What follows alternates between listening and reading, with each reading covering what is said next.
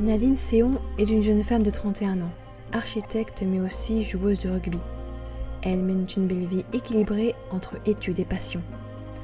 Après ses études, passée à l'École nationale supérieure d'architecture de Saint-Étienne, à partir de 2008, elle quitte Saint-Ciel-les-Vignes, près de Lyon, pour s'installer à Mayotte durant quelques mois en 2021. Elle y conçoit les plans d'une nouvelle école, mais également pour passer un peu de temps avec son copain Wardy, 27 ans. Pourtant, tout bascule en juin 2023. Nadine disparaît le soir du dimanche 25 juin, à Mamoudzou, la capitale de l'île. Elle est vue pour la dernière fois devant un petit snack de la ville, là où Nadine vit et travaille depuis bientôt 3 ans. Qu'est-il arrivé à la jeune femme? Où est-elle? Bonsoir à toutes et à tous, j'espère que vous allez bien. Bienvenue dans Binder, une disparition, un meurtre, mais pas de corps, l'affaire Nadine Séon. Nadine Séon, disparue à Mayotte. Le dimanche 25 juin 2023, Nadine Séon, 33 ans, disparaît de l'île de Mayotte. C'est son ex-copain Wardy qui signale sa disparition aux autorités le lundi matin. Le lundi après-midi, ce sont les colocataires de Nadine, ainsi que son employeur, qui appellent les gendarmes. Eux aussi sont très inquiets. Ce n'est pas dans les habitudes de Nadine de disparaître, ou en tout cas de ne pas donner de nouvelles à ses proches, de ne pas rentrer chez elle. Bref, Nadine n'est pas là et ce n'est pas normal. Sur les réseaux sociaux, les proches et amis de Nadine diffusent sa photo, à la recherche d'un potentiel témoin. L'enquête est lancée, les gendarmes posent des questions et lancent également un appel à témoins. Ce dernier semble porter ses fruits, car des habitants de l'île auraient vu le jour de sa disparition Nadine. Et la jeune femme n'était pas seule, mais avec un jeune homme, son ex-compagnon Wardy, le soir du dimanche 25 juin, vers 18h, au Quai Mont-Blanc, un restaurant en bord de mer. Parallèlement, les premières recherches commencent pour tenter de retrouver Nadine. Les jours ont passé et pour le moment, rien. Nadine s'est comme envolée. Ces recherches vont durer 2 jours. Nadine n'est nulle part. Mais une nouvelle piste est suivie par les gendarmes qui suspectent son ex-copain. Car, étrangement, lui sera aperçu aux environs de 20h30 en ville. Mais seul, Nadine n'est plus avec lui. C'est très suspect. C'est son ex-copain. Il est vu avec Nadine le soir de sa disparition à 18h, puis ensuite, il est vu seul. Que s'est-il passé entre 18h et 20h30? Wardy est-il un simple témoin ou est-il responsable de la disparition de Nadine? Est-il le dernier à l'avoir vue en vie? Les gendarmes enquêtent sur Wardy et constatent que le jeune homme a déjà été condamné pour des faits de violence conjugale sur une de ses ex, la mère de son enfant, mais aussi sur Nadine. Il devient donc suspect numéro 1 dans sa disparition. Surtout que Wardy ramène le scooter de Nadine au domicile de celle-ci, là où elle vit avec ses colocataires. Le véhicule est même rendu endommagé. À quel point, je n'ai pas trouvé d'informations. Pour le moment donc, Nadine est toujours portée disparue, mais Wardy est fortement suspecté d'être responsable de cette disparition. Les aveux d'un homme. 2 jours après la disparition de Nadine, Wardy, son ex-copain, se rend en gendarmerie. Il est interrogé. Et ce 27 juin, il avoue devant le gendarme avoir tué Nadine.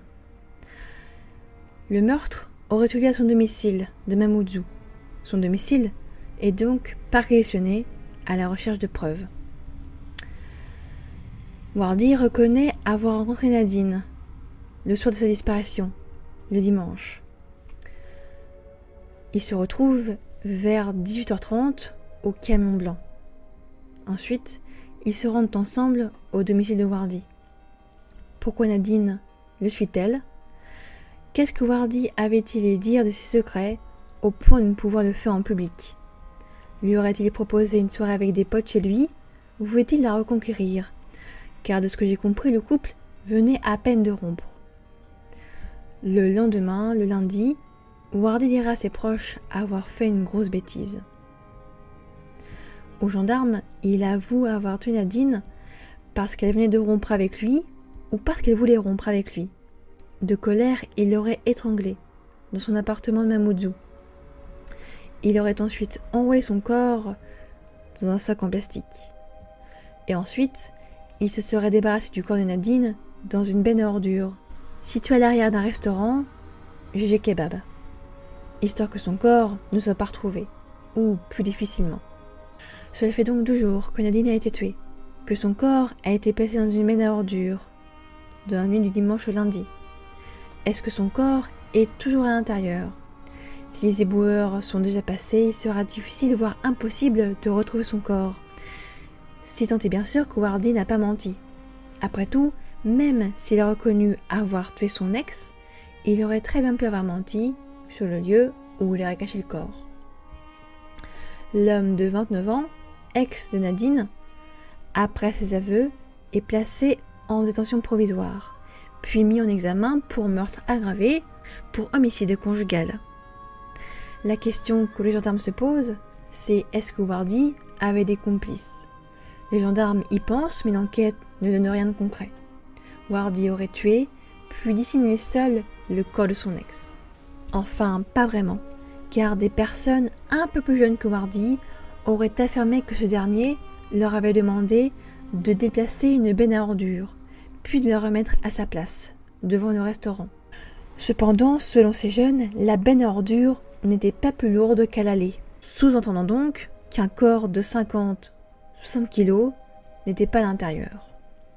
Il faut également noter que le portable de Nadine et sa carte bancaire n'ont pas été retrouvés. Pour certaines personnes, le fait que le corps ait été caché dans une benne à ordures est impossible. Des incohérences. Dans une émission radio, l'avocat de la famille de Nadine parle du fait qu'il serait impossible qu'un corps puisse être placé dans une benne, puis dans un camion, qui compacte les déchets avant de reprendre sa tournée, sans que personne ne s'en rende compte, sans qu'il y ait du sang qui s'écoule de celle-ci. L'avocat de la famille sous-entend donc que le corps de Nadine est ailleurs, et que Wardy a menti sur les circonstances de la mort de Nadine. En tout cas, de sa disparition, ou plutôt sur la dissimulation de son corps. Pour le moment, le corps de Nadine Séon n'a pas été retrouvé. Plusieurs décharges ont été fouillées sans succès, juste au cas où.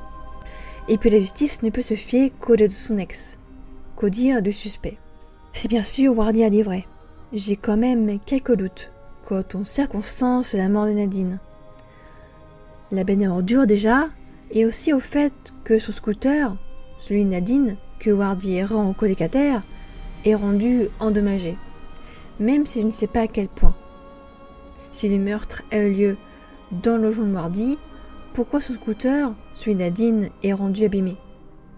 Est-ce que le meurtre a vraiment eu lieu dans l'appartement? Nadine aurait-elle pu être renversée par un véhicule? Je pourrais supposer également que, après avoir caché le corps de Nadine quelque part sur l'île, Wardy aurait voulu, dans un premier temps, se débarrasser du scooter, faisant croire que Nadine est partie volontairement. Peut-être en camouflant le scooter dans un fossé. Mais après réflexion, il aurait repris le véhicule, qu'il aurait rendu donc endommagé. Mais ce ne sont que des suppositions d'ordre personnel. Le dimanche 2 juillet 2023, une marche blanche est organisée à Mamoudzou et à Saint-Étienne pour rendre hommage à Nadine. Wardy, l'ex de Nadine, suspect dans sa disparition et son meurtre, est actuellement en détention provisoire au centre pénitentiaire de Majicavo. Mais malheureusement, le corps de Nadine manque à l'appel. Celui-ci n'a toujours pas été retrouvé. Et les gendarmes recherchent des témoins, des personnes qui savent ou qui ont vu quelque chose. Sachez que si une personne en sait plus, qu'elle peut apporter un témoignage de façon anonyme. Seul le juge et les policiers, les gendarmes, qui ont entendu le témoignage, connaîtront son nom. Le corps de Nadine, s'il n'est pas dans une décharge, s'il n'a pas été placé dans une benne à ordures, son corps a forcément été placé quelque part. Un appel à témoins est donc lancé, des affiches collées sur l'île. Affiches qui, selon les proches de Nadine, sont systématiquement arrachées.